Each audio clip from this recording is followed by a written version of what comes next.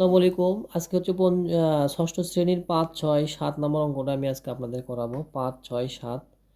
তো ৫ নম্বর বলছে ৫ অঙ্কের ক্ষুদ্রতম সংখ্যা নির্ণয় করো যা ৩ দ্বারা বিভাজ্য। ৭ অঙ্কের বৃহত্তম সংখ্যা নির্ণয় করো যা ৬ দ্বারা বিভাজ্য। আবার এখানে বলছে ৩, ০, ৫, ২, ৭ অঙ্ক দ্বারা গঠিত বৃহত্তম সংখ্যা এবং বৃহত্তম সংখ্যা ৪ ও ৫ দ্বারা বিভাজ্য সংখ্যা হবে কিনা তা নির্ণয় করতে বলছে। তো ৫ নম্বর অঙ্কটা আসেন বোর্ডে করি প্রথমে আমি বোর্ডে তুলে নিছি। এখানে বিষয় হলো ৫ অঙ্কের ক্ষুদ্রতম সংখ্যা। ৫ অঙ্কের ক্ষুদ্রতম সংখ্যা মানে এক লেগে আমরা ৪টা শূন্য দিলে ৫ অঙ্কের ক্ষুদ্রতম সংখ্যা চলে আসে। এখন অঙ্কগুলোর সমষ্টি করি, এত বিস্তারিত লেখার দরকার নাই।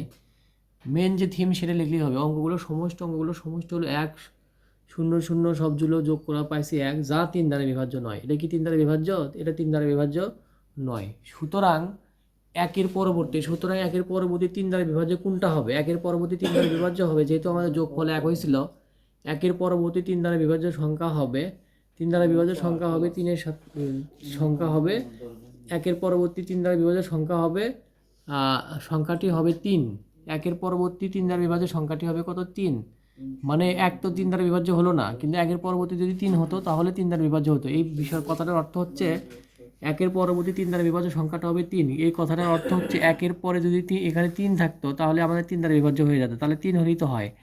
অতএব 3 থেকে যদি 1 বাদ দিই তাহলে আমাদের থাকে 2, অর্থাৎ এখানে যদি আরও 2 যোগ করতে পারতাম তাহলে আমাদের 3 দ্বারা সংখ্যাটি বিভাজ্য হয়ে যেত। এখন দেখেন 3 দ্বারা বিভাজ্য নির্ণয় ক্ষুদ্রতম সংখ্যা হবে এক হাতে। এই যে 5 অঙ্কের ক্ষুদ্রতম সংখ্যার সাথে যদি আমরা এই যে 2টা বের হয়েছিল, এই 2টা যদি যোগ করে দিই তাহলে কি হয়? একক, দশক, শতক, হাজার, অযুত, তার মানে 10,002। এখন এটা যোগ করেন, দেখেন 3 হবে, যা 3 দ্বারা বিভাজ্য হবে। উত্তর আমরা লিখে যাবো এটাই। তো 5 নাম্বারটা এটাই। এখন 6 নাম্বারটা আমি করে দিচ্ছি। তো নাম্বার 6 প্রশ্নে বলা আছে 7 অঙ্কের বৃহত্তম সংখ্যা। আমরা 7টা 9 লিখছি, 1, 2, 3, 4, 5, 6, 7টা 9 লিখছি। এখন দেখা যাচ্ছে অঙ্কগুলোর যোগফল, এখানে অঙ্কগুলোর যোগফল আমরা 7টা 9 যোগ করে দিলে হচ্ছে আমার 63, যা 3 দ্বারা বিভাজ্য। 63কে যদি 3 দ্বারা বিভাজ্য, প্রশ্নতে বলা ছিল এই 7 অঙ্কের বৃহত্তম সংখ্যাটি 3 এবং 2 দ্বারা বিভাজ্য কিনা। তো যেহেতু সংখ্যাটির একক স্থানে অঙ্ক শূন্য বা জোড় সংখ্যা নেই, সেহেতু সংখ্যাটি 2 দ্বারা বিভাজ্য নয়। অতএব সংখ্যাটি 6 দ্বারা বিভাজ্যও হবে না, কারণ 2 দ্বারা বিভাজ্য নয়, সেহেতু সংখ্যাটি 6 দ্বারা বিভাজ্য হবে না। এখন সংখ্যার সাথে যদি এই যে 7 অঙ্কের বৃহত্তম সংখ্যা থেকে যদি 3 বাদ দেওয়া হয় তাহলে আমার দেখেন বিয়োগ করলে শেষে 6 আসবে।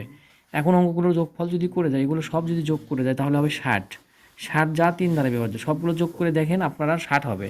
এখন এখানে কাজটা হলো আমার 2 এবং 3 এবং 2 দ্বারা বিভাজ্য হতে হবে। 3 এবং 2 দ্বারা বিভাজ্য হতে গেলে আমার মাইনাস করা লাগিচ্ছে। তো মাইনাস যদি 3 করি তাহলে দেখেন এখানে 6টা বৃহত্তম সংখ্যা ঠিকই থাকবে, শেষে হবে 6, মানে 9 থেকে 3 বাদ দিলে 6।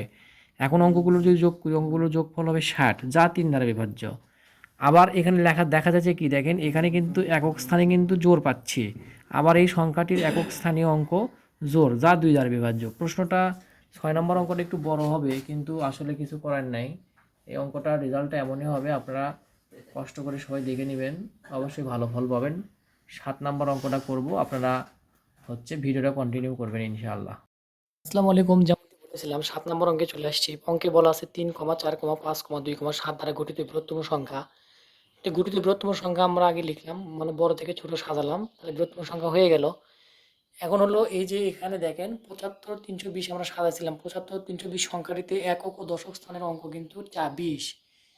একক ও দশক স্থানের অঙ্ক 20, যা 4 দ্বারা বিভাজ্য। কিন্তু আবার দেখেন এই গঠিত সংখ্যা একক স্থানের অঙ্ক শূন্য আছে, সংখ্যাটিতে একক স্থানের অঙ্ক শূন্য, যা 5 দ্বারা বিভাজ্য।